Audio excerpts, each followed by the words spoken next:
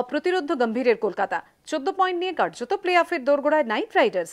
দলের সঙ্গে থাকলেও কিন্তু তেমন খেলার সুযোগ পাননি শাকিব আল হাসান। এখনো পর্যন্ত একটি ম্যাচেই দেখা গিয়েছে তাকে। সেখানে বিশেষ কিছু করে দেখাতে পারেননি বাংলাদেশের সেরা অলরাউন্ডার, বরং বল হাতে অনেকটা রান দিয়ে ফেলেছিলেন তিনি। প্রথম একাদশে সুযোগ পাচ্ছেন না, হতাশা কি গ্রাস করছে তাকে? মানতে নারাজ শাকিব। দল চাইলে 100% উজাড় করে দেব বলছেন তিনি। প্রফেশনাল ক্রিকেটাররা সবাই জানি যে এরকম একটা টুর্নামেন্ট যখন হয় এবং অনেকগুলো ওভারসিজ প্লেয়ার থাকে, টিমের কম্বিনেশনের একটা ব্যাপার থাকে, টিমের কখন কোথায় কোন জিনিসটা লাগবে সেই হিসাবে টিমটা তৈরি করা হয় কিংবা অপোনেন্ট দেখে তৈরি করা হয়। তো এখানে আসলে যখনই যে খেলবে ম্যাচ তখনই সে চেষ্টা করে যে দলের জন্য কন্ট্রিবিউট করতে, দলকে জেতানোর জন্য চেষ্টা করে। আর যারা খেলে না তারাও সবসময় রেডি থাকে যেন যখনই সুযোগ আসে সুযোগটা কাজে লাগাতে পারে। তো আমি এখন সেটাই করছি।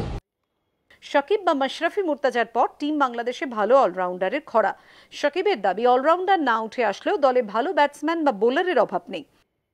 এমন কোনো কথা নেই, আমাদের খুব ভালো কিছু ব্যাটসম্যান আসছে, খুব ভালো ফাস্ট বোলার আছে, খুব ভালো স্পিন বোলার আছে। তো আমাদের দলটাকে এখন সব দিক থেকে চিন্তা করলে আমার কাছে মনে হয় যে কোনো সময় থেকে বেটার টিম কলকাতার সঙ্গে রয়েছেন 4 বা 5 তারিখ পর্যন্ত।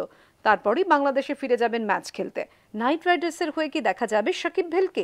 প্রশ্ন শহরের ক্রিকেট ভক্তদের। রক্তিম ঘোষের রিপোর্ট, এবিপি আনন্দ, কলকাতা।